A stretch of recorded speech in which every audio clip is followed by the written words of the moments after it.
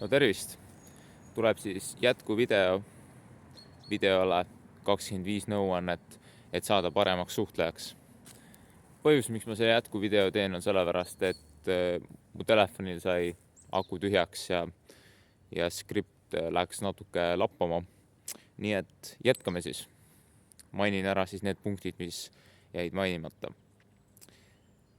Viimati rääkisin sellest, et jää rahulikuks ka pingelises olukorras. Kindlasti sa pead harjutama enesekontrolli. Mida paremini sa suudad enda käitumist ja enda sõnavara kontrollida, seda parem on. Seda parem on outcome ja seda rahulikumaks sa suudad jääda. Seega ära ole liiga reageeriv, vaid kui on pingeline olukord, jää rahulikuks ja säilita kaine mõistus. Ja selge silmavaade või nii-öelda, et jää rahulikuks keerulises olukorras. Et ära lase emotsioonidel enda üle võimust võtta. Siis järgmine soovitus on see, et suhtle regulaarselt. Ära muutu erakuks. Kui sa muutud erakuks, siis su suhtlemisoskused lähevad väga halvaks. Seega on oluline suhelda inimestega regulaarselt. Kui sul ei ole väga palju sõpru, tuttavaid, siis suhtle kas või mõne võõra inimesega.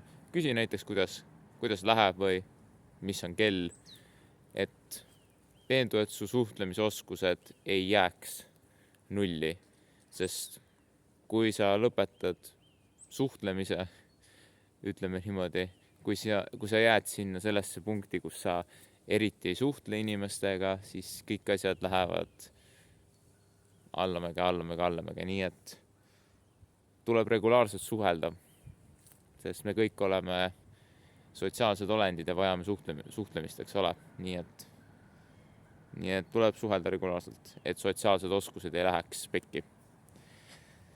Siis ma soovitaksin väljendada ennast läbi muusika, läbi päeviku täitmise, et väljenda enda emotsioone, tundeid läbi hobi või läbi millegi. Näiteks kirjuta päevikusse enda päeva kokkuvõtte. Siis ära reageeri lollile jutule, sest tihtilugu need inimesed, kes ajavad seda lolli kiuslikku juttu, on just need inimesed, kes tahaksid olla sinu nahas ja kes tahaksid, ütleme niimoodi, oma elu paremaks muuta, aga nad ei viitsi tööd teha selle kallal või siis nad lihtsalt on alla andnud. Nii et kui keegi ajab sihukest lolli kiuslikku juttu, siis ära reageeri sellele, ole non-reactive, tea millele reageerida. Nii-öelda lollile jutule kõige parem reaktsioon on vaikus. Siis eelviimane soovitus on see, et kui on tegemist vaidlusega, siis jää rahulikuks ja ära lase emotsioonidel üle keeda. Ma tean küll, et sa tahaksid öelda väga palju kõike seda, mis on sinu hingel ja kui ebaõiglane kõik on ja nii edasi, aga sa pead jääma rahulikuks, hinga sügavalt sisse ja kui sealt tuleb ikka totaalne kuulirahe, siis lihtsalt ignoreeri seda, nagu ma eelmises punktis ütlesin, ära reageeri lollile jutule. Lollile jutule kõige parem reaktsioon on vaikus. Nii et ignoreeri seda jama. Ja kindlasti emotsionaalseks ei tohi muutuda.